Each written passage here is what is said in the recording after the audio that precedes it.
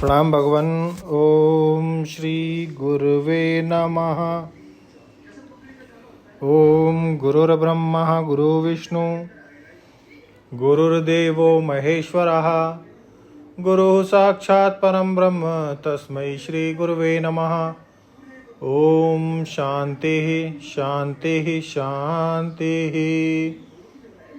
ओम ब्रह्म ज्ञान और उसकी साधना द्वारा स्वामी अखंडानंद सरस्वती जी महाराज द्वारा भगवान कल स्वामी जी ने बताया कि परमात्मा सब में है, समम पश्चन ही सर्वत्र, सम अवस्थितम ईश्वरम। अब स्वामी जी कहते हैं कि परमात्मा सब में है, सब विवेक के लिए, इस विवेक के लिए आपको सुनाते हैं। ये वेदांतियों की नहीं, सर्वदर्शन प्रतिपन्न सर्वसम्मत बात आपको सुनाते हैं। इसमें पूर्व मीमांसा, सांख्य, योग, न्याय, वैशेषिक, बौद्ध सबकी सम्मति है। वह यह है कि काल तत्व एक ही होता है। इसमें जो क्षण, घंटा, दिन, रात, सप्ताह, पक्ष, मास, संवत्सर, युग, मनवंतर, कल्प, महाकल्प आदि के जो काल भेद हैं, ये सब के सब कल्पित ही हैं, औपाधिक हैं। यह बात सर्वदर्शन प्रतिपन्न है, माने एक निरवय महाकाल में, निरंश काल में ये सूर्य, चंद्र, ग्रह, नक्षत्र, पृथ्वी आदि की उपाधि से ही यह क्षण, घंटा, प्रहर, दिन, रात्रि, सप्ताह, पक्ष, मास, ऋतु, अयन, संवत्सर, युग, कल्प, महाकल्प की सारी कल्पनाएं हैं।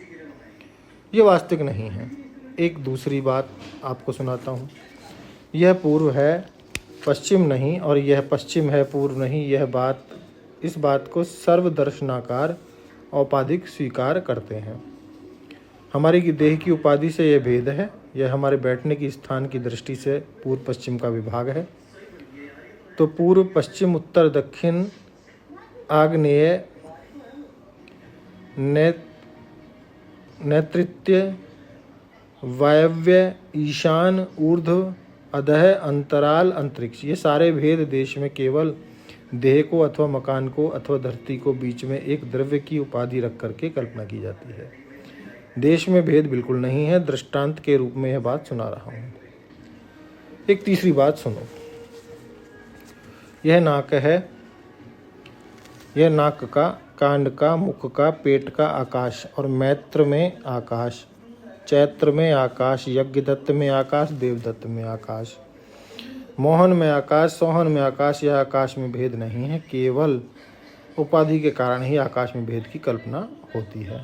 आकाश में भेद बिल्कुल नहीं है, औपाधिक भेद है।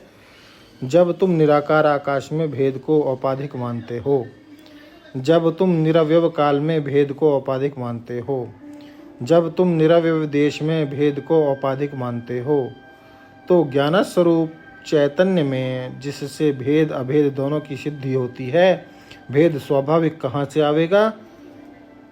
हे सांख्य आचार्य, हे न्याय आचार्य, हे वैशेषिक आचार्य, आप बताओ कि आप आकाश में, दिक् में, काल में तो भेद औपाधिक मानते हो, और त्रिकालाबाध्य दिकालाभ्यन अवच्छिन्न अंत चिन्मात्र वस्तु में भेद को तुम स्वीकार स्वाभाविक मानते हो।